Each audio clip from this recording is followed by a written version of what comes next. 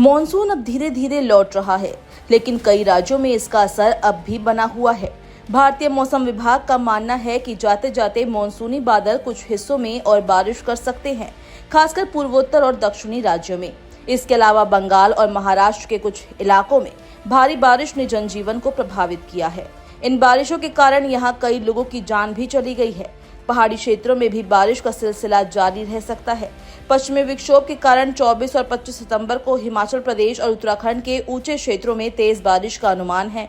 हालांकि इन राज्यों में धूप भी अपना असर दिखा रही है, जिससे दिन में तापमान बढ़ सकता है, लेकिन रात का तापमान ठंडा रहेगा, जिससे गर्मी का असर कम हो जाएगा।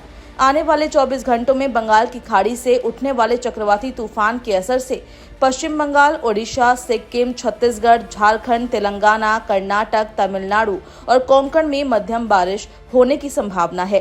वहीं गुजरात, महाराष्ट्र, गोवा और लक्षद्वीप में हल्की बारिश का अनुमान है, जिससे मौसम खुशनुमा बनेगा।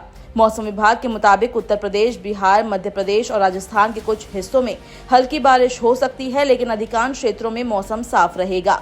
हालांकि बिहार के कई इलाकों में आकाशीय बिजली गिरने और मेघ गर्जन के साथ बारिश होने की चेतावनी है। इस दौरान मौसम विभाग ने स्थानीय लोगों को सावधान रहने की सलाह दी है।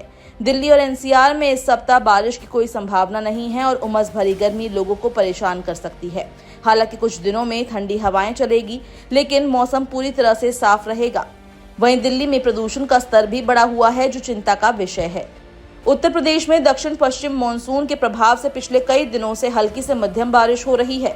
मौसम विभाग ने प्रदेश के 26 जिलों में येलो अलर्ट जारी किया है और 24, 25 और 26 सितंबर के दौरान पश्चिमी उत्तर प्रदेश में गरज चमक के साथ हल्की बारिश हो सकती है। इसके अलावा पूर्वी उत्तर प्रदेश में भी लगातार बारिश हो रही है, जिससे मौसम सुहाना बना हुआ है। मुरादाबाद, अमरोहा, बिजनौर, लखीमपुर खीरी, बहराइच, गोंडा, बलरामपुर, सिद्धार्थनगर, कुशीनगर, देवरिया, बलिया, मऊ, गोरखपुर, अयोध्या और अन्य जिलों में अच्छी बारिश हो सकती है। इन क्षेत्रों में आकाशीय बिजली गिरने की संभावना है, इसलिए लोगों को सुरक्षित स्थानों पर रहने की सलाह दी गई है। बिहार में भी मौसम गतिविधियों का सिलसिला जारी रहेगा और अगले 4-5 दिन तेज हवाओं के साथ बारिश हो सकती है। 27 सितंबर तक राज्य के 22 जिलों में औसत से भारी बारिश के आसार हैं। इस दौरान 30 से 40 किलोमीटर प्रति घंटे की रफ्तार से हवाएं चल सकती है, जिससे मौसम सुहाना रहेगा। आईएमडी ने बिहार के पटना, बेगूसराय, मुंगेर, भागलपुर, कैमूर, नवादा, रोहतास, औरंगाबाद, सुपौल, अररिया, किशनगंज, मधेपुरा, सहरसा, पूर्णिया, खगड़िया, कटिहार, भागलपुर, बांका, जमुई, नालंदा और जहानाबाद जिलों के लिए आंधी तूफान के साथ बारिश का अनुमान जताया है।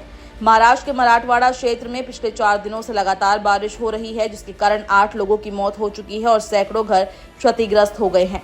राज्य सरकार ने राहत कार्यों की शुरुआत की है और मुख्यमंत्री देवेंद्र फडणवीस ने किसानों और अन्य प्रभावित लोगों को मदद देने की बात की है।